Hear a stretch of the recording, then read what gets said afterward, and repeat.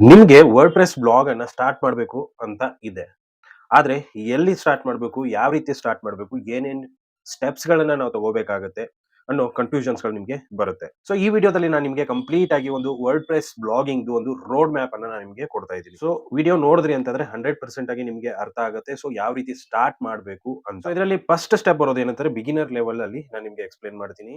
As usual ನಾನು ಯಾವಾಗ್ಲೂ ಹೇಳ್ಕೊಂತ ಬಂದಿದ್ದೀನಿ. ಫಸ್ಟ್ ಬರೋದೇ ನೀಚ್ ಸೆಲೆಕ್ಷನ್. ನೀವು ನೀಚ್ ಅನ್ನ ಸೆಲೆಕ್ಟ್ ಮಾಡ್ಬೇಕು. ಯಾವ ಟಾಪಿಕ್ ಮೇಲೆ ನಿಮಗೆ ಇಂಟ್ರೆಸ್ಟ್ ಇದೆ ಮತ್ತೆ ಸ್ಕಿಲ್ಸ್ ಇದೆ, ಲಾಂಗ್ ಟೈಮ್ ವರೆಗೂ ಅದರಲ್ಲಿ ನಾವು ಕಂಟೆಂಟ್ ಅನ್ನ ಕ್ರಿಯೇಟ್ ಮಾಡಬಹುದು ಅನ್ನೋ ಒಂದು ಯೋಚನೆ ನಿಮ್ಮ ಮೈಂಡ್ ಅಲ್ಲಿ ಇತ್ತಂತಂದ್ರೆ ಆ ತರ ಒಂದು ನೀಚ್ ಅಥವಾ ಆ ತರ ಒಂದು ಟಾಪಿಕ್, ಆ ತರ ಒಂದು ಕ್ಯಾಟಗರಿಯನ್ನ ನೀವು ಚೂಸ್ ಮಾಡಬೇಕಾಗುತ್ತೆ. ನೀಚನ್ನ ಸೆಲೆಕ್ಟ್ ಮಾಡಿ ಆದ್ಮೇಲೆ ನೆಕ್ಸ್ಟ್ ಬರೋದು ಏನಂತಂದ್ರೆ ಹೋಸ್ಟಿಂಗ್ ಮತ್ತೆ ಡೊಮೈನ್ ಅನ್ನ ಪರ್ಚೇಸ್ ಮಾಡಬೇಕಾಗುತ್ತೆ.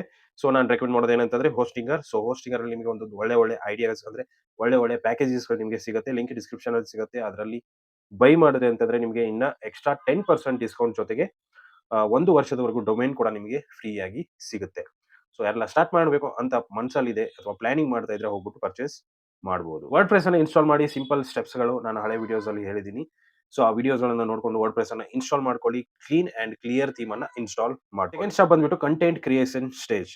ಈಗ ಮೇನ್ ವರ್ಕ್ ಸ್ಟಾರ್ಟ್ ಆಗುತ್ತೆ. ಅದೇನಂತಂದ್ರೆ ಕಂಟೆಂಟ್ ಕ್ರಿಯೇಷನ್. ಕೀವರ್ಡ್ ರಿಸರ್ಚ್ ಅನ್ನ ಮಾಡಬೇಕಾಗುತ್ತೆ. ಫ್ರೀ ಟೂಲ್ಸ್ ಗಳನ್ನ ಯೂಸ್ ಮಾಡಿಕೊಂಡು like Google, Uber suggest, SEO ಒಂದು ಫ್ರೆಂಡ್ಲಿ ಇರುವಂತ ಒಂದು ಬ್ಲಾಗ್ ಪೋಸ್ಟ್ ಅನ್ನ ಕಂಪ್ಲೀಟ್ ಆಗಿ ರೈಟ್ ಮಾಡಿ ಯಾವ ತರ ಬರಿಬೇಕು ಅಂತ ಕೂಡ ವಿಡಿಯೋ ಇದೆ.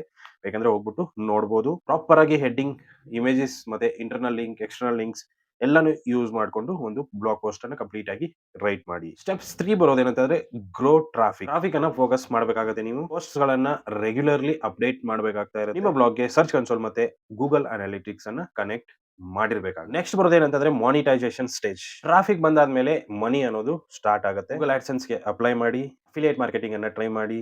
ಇಲ್ಲ ಅಂತಂದ್ರೆ ಸರ್ವಿಸಸ್ ಗಳನ್ನ ಸೇಲ್ ಮಾಡಬಹುದು. ನೆಕ್ಸ್ಟ್ ಬರೋದೇನಂತಂದ್ರೆ ಒಂದು ಫ್ಲೋ ಬ್ಲಾಗರ್ ಲೆವೆಲ್ ಅಲ್ಲಿ ನಾನು ನಿಮಗೆ ಎಕ್ಸ್‌ಪ್ಲೇನ್ ಮಾಡ್ತೀನಿ.